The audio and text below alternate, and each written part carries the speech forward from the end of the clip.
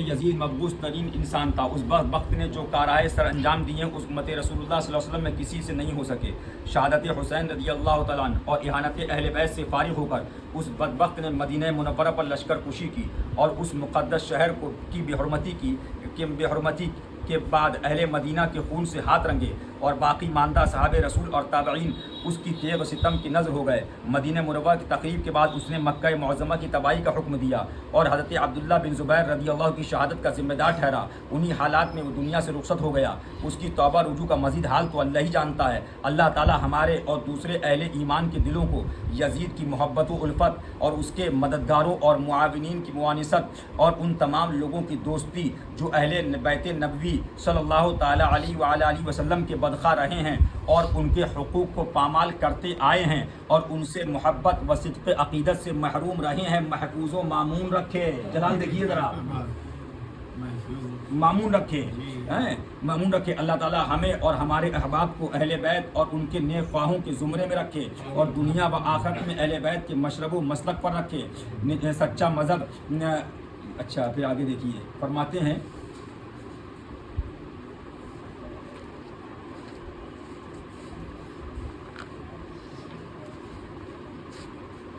یہ چیزیں چھپائی گئیں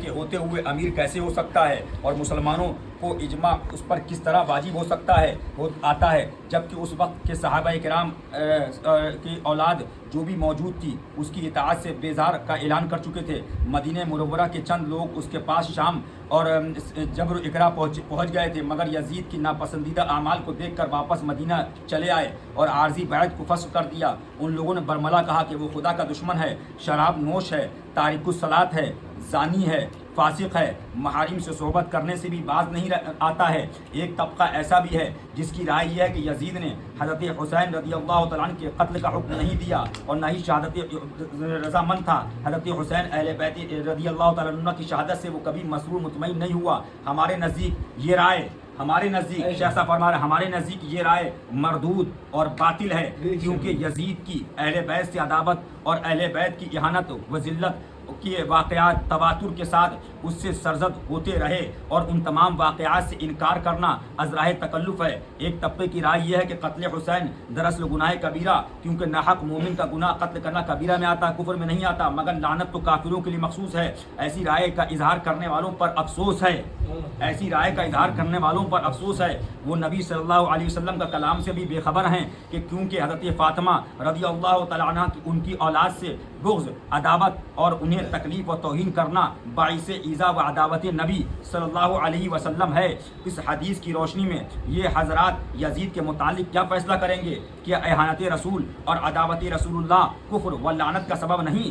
یہ بات جہنم کی آگ میں پہنچانے کے لیے کافی نہیں کہ اللہ فرماتا ہے ان الذین یؤذون اللہ ورسولہ لعنہم اللہ فی الدنیا والآخرہ، وہ لوگ جو اللہ اور اس کے رسول کو ایذا پہنچاتے وہ یقیناً دنیا و آخرت میں لعنت کے مستحق اور خدا نے ان کے لیے دردناک عذاب مقرر کیا۔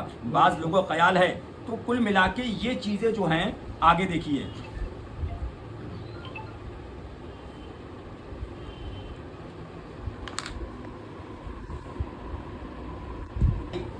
وہ کہہ رہا ہے کہ یزید کو رضی اللہ عنہ کیسے کہنا صحیح ہے؟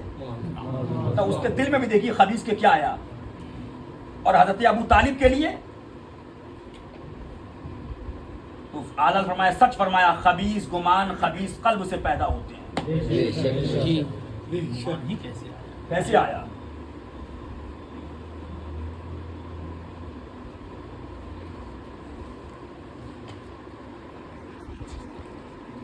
بھائی سبحان اللہ، کوئی انکار نہیں، لیکن اس کا مطلب یہ کہو کہ ہر چیز میں افضل و اکرم، ہر چیز میں افضل و اکرم، نہیں نہیں نہیں نہیں، لے آؤ اندر رکھا ڈالا دکھا دیں۔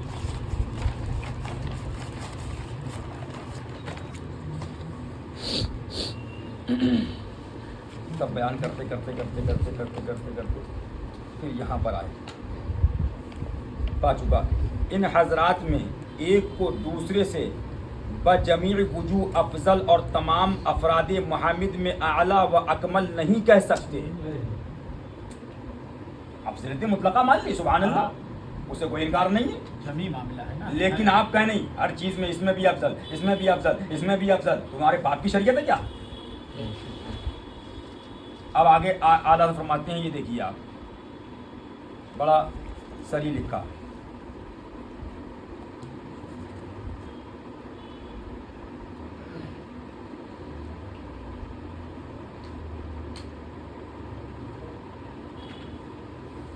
जिसे फसले क़ज़ा व रफ़े खुसूमात में, मौला अली के बारे में लिख रहा है, जिसे फसले क़ज़ा व रफ़े खुसूमात में तमाम सहाबा पर तरजीह बैन है, तमाम सहाबा पर लगा हुक्म।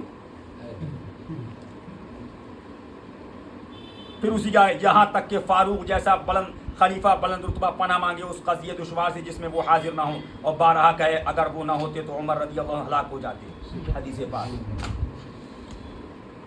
तुम ये चीज़ छुपा लोगे तो ऐसा नहीं है, जो सच है वो सच है। दलील दिखा दीजिए, आदमी तस्लीम कर लेगा। हमारा नजरिया नहीं, दिखाने की जरूरत कहाँ से पेश है?